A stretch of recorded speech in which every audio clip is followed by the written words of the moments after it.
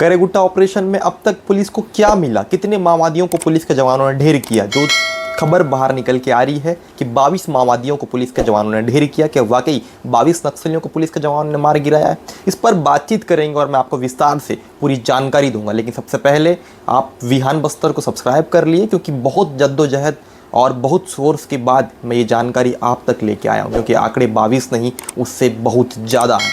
चौंकाने वाले आंकड़े मैं आपको बताऊंगा, जिसको सुनकर आप चौंक जाएंगे, अचंभित हो जाएंगे। नमस्कार, मैं भरत विहान दुर्गम हूँ और आप विहान बस्तर देखना शुरू कर चुके हैं। विहान बस्तर को अगर आपने अभी तक सब्सक्राइब नहीं किया तो प्लीज़ सब्सक्राइब कर लीजिए। मैंने पहले भी कहा था, आपके लिए मैं बड़ी मेहनत करता हूँ ताकि हर एक अपडेट, हर एक खबर आप तक सही समय पर पहुँच जाए। आज मैं आपको बताऊंगा बीजापुर और कर्रेगुट्टा। कर्रेगुट्टा कहाँ पड़ता है? कर्रेगुट्टा तेलंगाना और बीजापुर के सीमावर्ती इलाके पे पड़ता है, जिसका आधा भाग तेलंगाना के अंतर्गत आता है तो आधा भाग छत्तीसगढ़ के अंतर्गत आता है। इसलिए कर्रेगुट्टा में एक ऑपरेशन चल रही थी, बहुत दिनों से ऑपरेशन चल रही थी। अलग अलग दावे, अलग अलग बातें, अलग अलग खबरें, अलग अलग जो जानकारी है वो बाहर निकल के आ रही थी। लेकिन सत्यता जानने के लिए जिस तरीके से अपडेट हमने अभी आपको बताने की कोशिश करेंगे कि कितने माओवादियों को पुलिस के जवानों ने ढेर किया है, तो अगर आप सुनेंगे तो चौंक जाएंगे।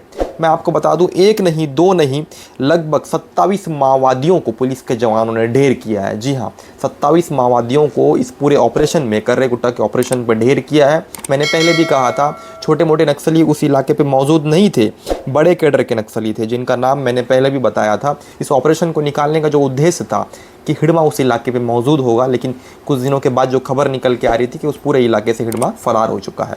लेकिन कितने बड़े माओवादी उस इलाके पे मौजूद थे? दामोदर जो सीसी मेंबर के पद पे काबिज है, वहीं सुजाता की बात की जाए तो उसकी भी मौजूदगी उस पूरे इलाके पे थी। वहीं चंद्रन्ना, जिसको पुलिस के जवानों ने ढेर किया है। सुजाता थी, कट्टाराम था, विज्जा था, विकल्प था, उर्मिला थी और अभय था और गंगा।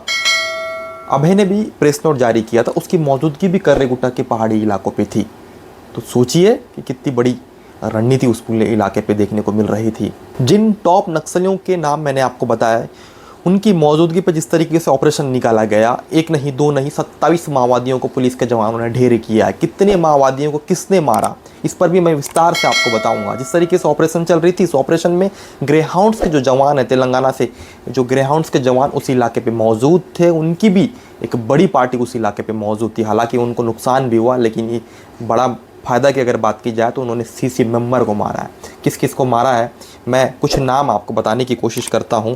जिस तरीके से मेरे पास जानकारी बाहर निकल के आ रही है, सेंट्रल कमेटी ऑफ मेंबर का जो चंद्रन्ना है, उसको तेलंगाना के जो ग्रेहाउंड्स के जवान हैं उन्होंने मार गिराया है। एक नहीं, दो नहीं, जो सीसी मेंबर है, 4 सीसी मेंबर को तेलंगाना के ग्रेहाउंड से मार गिराया है। वहीं अगर बात की जाए तो तेलंगाना ने कितने माओवादियों को मारा था, इस पूरे जॉइंट ऑपरेशन की अगर बात की जाए, या फिर जिस तरीके से ऑपरेशन उस इलाके पे हो रही थी, इस ऑपरेशन पे 9 माओवादियों को तेलंगाना के ग्रेहाउंड्स ने मार गिराया, जिसमें से 4 के डेड बॉडी वो लेके गए हैं और बाकी के जो डेड बॉडी को छत्तीसगढ़ के पुलिस को ही उन्होंने सौंप दिया है। वहीं बाकी माओवादियों को अगर बात की जाए तो बाकी माओवादियों को छत्तीसगढ़ यानी बीजापुर की जो फोर्स है, यहाँ की जो जॉइंट ऑपरेशन चलाई जा रही थी, छत्तीसगढ़ की फोर्स ने इस पूरे जो ऑपरेशन को अंजाम दिया है।